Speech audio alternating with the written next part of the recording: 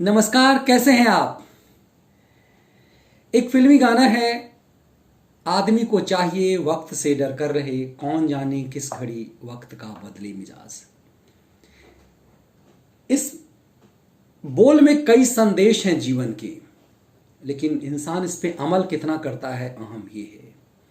आजम खान उत्तर प्रदेश में एक ऐसी राजनीति करने वाले थे जिन्हें लगता था कि उनकी एक तकरीर से, उनके एक भाषण से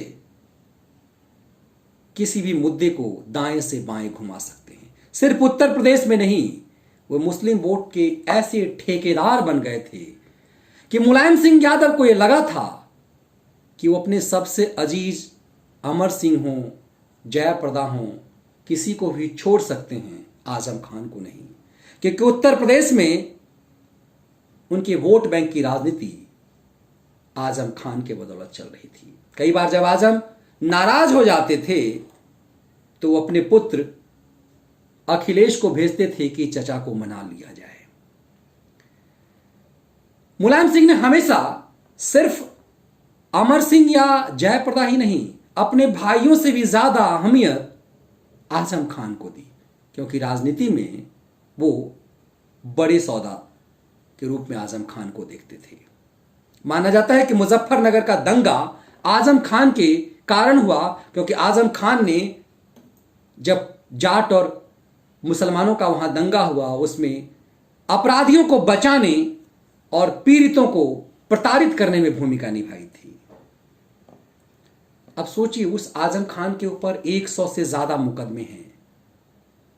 बीते दिनों गुरुवार को ही पुलिस ने उसके ऊपर एक साथ 40 मुकदमे दर्ज कर दिए गए।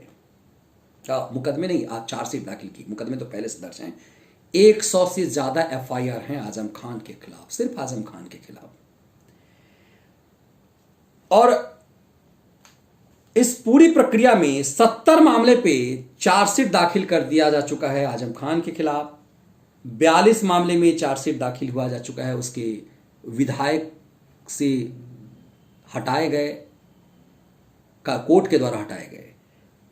अब्दुल्ला आजम के खिलाफ इकलौता बेटा है, और फातिमा जो पत्नी है उसके खिलाफ 32 मामले में चार्जशीट हो चुकी है। 32 उसके ऊपर एफआईआर है, 32 में चार्जशीट हो चुकी हुई है। अब सवाल यह है कि आजम खान जेल में हैं और मैक्सिमम मामले में वो जमानत अब नहीं लेते। कुछ मामले में उन्हें जमानत मिल चुकी हुई है, मगर अब ना आजम जमानत अर्जी दाखिल करते हैं, न अब्दुल्ला और ना ही फातिमा की तरफ से। वैसे कई मामले में इन्हें जमानत मिल चुकी है, लेकिन इन्हें यह लगता है कि जिस मामले में इन्हें अधिकतम सजा हो सकती है, तो छोटे छोटे मामले, उनके ऊपर भैंस चोरी से लेकर के झपटमारी, उनके ऊपर दूसरों की प्रॉपर्टी कब्जा करने।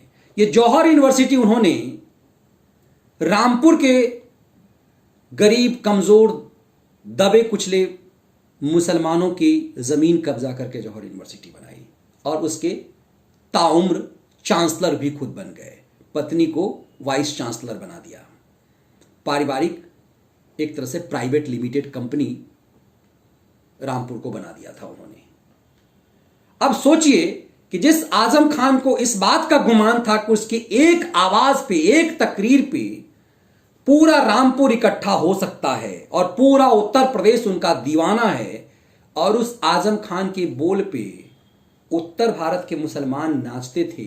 ऐसा माना जाता था कि बिहार में एक नेता थे, सैयद शहाबुद्दीन, बाबरी मस्जिद, ये सिवान वाले क्रिमिनल सैयद शहाबुद्दीन नहीं, रिटायर्ड आईएएस ऑफिसर थे, आरजेडी में के कोटे से सांसद भी बने थे। एक समय में जब राम जन्मभूमि बाबरी मस्जिद विवाद चल रहा था तो सबसे बड़े नाम थे, उन्हें भी इसी तरह का गुमान था। उसके बाद आजम खान को लगा कि वो शहाबुद्दीन की जगह उन्होंने भारतीय मुसलमानों के सबसे बड़े पैरोकार वो हो चुके हुए हैं। और अक्सर वो बात करते थे कि भारत विभाजन के पास हमारे पास विकल्प था पाकिस्तान चले जाने का, आपके पास विकल्प नहीं था। और इन तमाम ढोंगों के बीच ये समझने की जरूरत है कि आजम खान जो फरवरी महीने से ही जेल में हैं, क्यों उनके पक्ष में लोग इकट्ठे नहीं होते, और 40-40 मामले में उनके ऊपर चार्जशीट एकाएक गुरुवार को यूपी पुलिस ने दाखिल कर दी है। लेकिन इस लोकतांत्रिक सिस्टम में जब प्रधानमंत्री को गाली देने की आज़ादी लोगों को है, जब लोग ट्विटर और फेसबुक पर देश के गृह मंत्री को कुछ भी कह देते हैं, तो आजम खान के समर्थक आजम खान के खिलाफ सोशल मीडिया पे माहौल क्यों नहीं बनाते? कोई प्रदर्शन, कोई प्रोटेस्ट आजम खान के पक्ष में क्यों नहीं होता? ये कोविड के समय की बात नहीं है, इससे पहले उनके ऊपर कुर्की दाखिल की गई, उनके संपत्ति की नीलामी की बात आने लगी, हाईकोर्ट के ऑर्डर से उनके शहर में, उनके कस्बे में कोर्ट का फरमान चलाया जाने लगा कि आजम खान वल्द फलाना, उसके बाद अब्दुल्ला आजम वल्द आजम खान, इनके ऊपर इनकी सब संपत्ति कुर्क करने का आदेश दिया जाता है। यदि आजम खान इतने ईमानदार और सच्चे थे और सचमुच वो जननेता थे, तो क्यों नहीं उनके साथ पब्लिक खड़ी हुई? ये अपने आप में एक अहम विषय है। और क्यों समाजवादी पार्टी इसे इशू नहीं बना पा रही है? एक बार सिर्फ अखिलेश आए सामने कि ईद पे उन्हें जमानत दे देनी चाहिए। सिर्फ इस पूरी प्रक्रिया के दौरान उत्तर प्रदेश के पूर्व मुख्यमंत्री आजम खान के भतीजे मुलायम सिंह के पुत्र अखिलेश ने एक बार सिर्फ आवाज उठाई कि ईद के मौसम पे, अवसर पे आजम खान को जमानत दे देनी चाहिए। ऐसा लगता है कि वो भी औपचारिकता निभा रहे थे, क्योंकि उन्हें पता था कि आजम खान का अपराध एक दो व्यक्ति के साथ नहीं है। जब आप अपराध एक दो व्यक्ति के साथ हो तो चीजें ये समझ में आती है कि चलो पूरे जो एक समाज को इकट्ठा किया जा सकता है कि हमने जो लूटा है, हमने जो प्रॉपर्टी मुझे ऊपर आरोप लगाया जा रहा है, ये फलाना जाति का है, ये ब्राह्मण है, ये क्षत्रिय है, इसलिए मुझे फंसाना चाह रहा है। दरअसल आजम खान ने जो लूटा है, जिसकी भैंस चोरी की, बकरी चोरी की, जिसकी प्रॉपर्टी नोची, जिसकी गरीब गुरबों की जमीन छीन ली, वो एक दो नहीं सैकड़ों की संख्या में वो लोग थे जिनने एफआईआर खुद दर्ज कराई। तो आजम खान जिन्हें दबा करके, जिसके छाती पर बैठे हुए थे और अपने आप को मसीहा और राजा समझ रहे थे, दरअसल उन्हें आवाज मिल गई योगी सरकार में, और वो मजहबी रूप से, पूजा पद्धति के रूप से आजम खान के ही मजहब के हैं। लेकिन जब पीड़ित इंसान खुद होता है तो उसके बाद मजहब, जाति के तमाम मुद्दे गौण हो जाते हैं।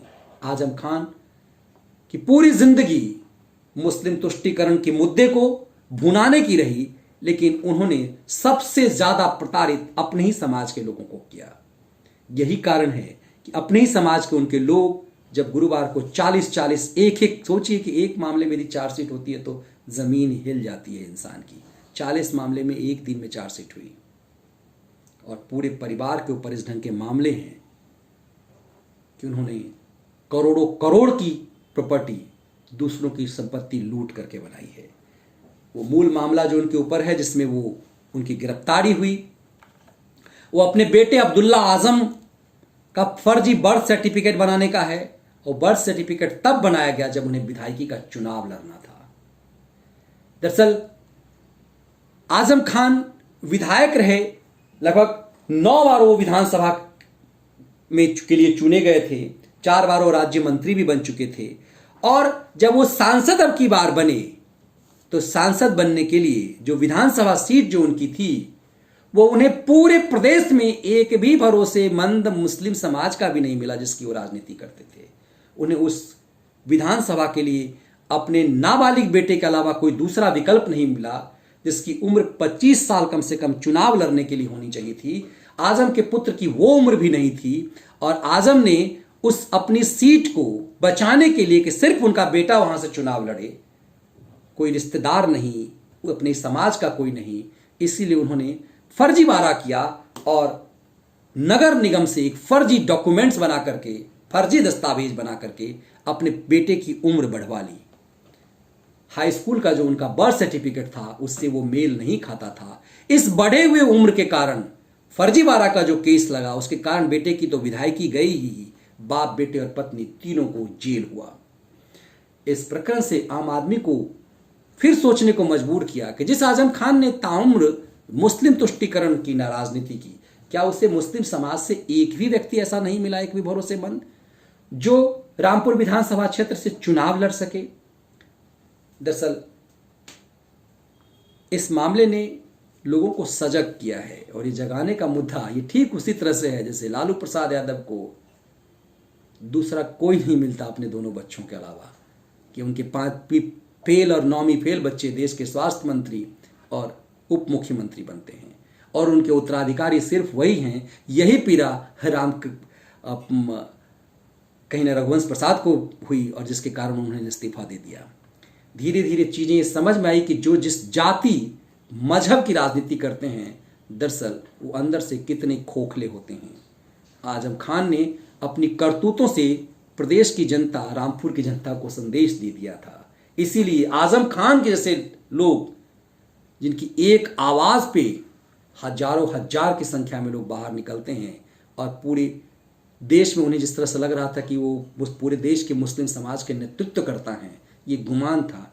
उस आजम खान की स्थिति ये हो गई है कि सोशल मीडिया पर उनके लिए, उनके पक्ष में फाइट करने वाला 1% आदमी भी नहीं दिखता। इसीलिए इंसान को वक्त की कीमत समझनी चाहिए और आजम खान इसके बेहतरीन उदाहरण हैं। यदि विश्लेषण पसंद आए जरूर चैनल को सब्सक्राइब और वीडियो को लाइक और शेयर जरूर कीजिए।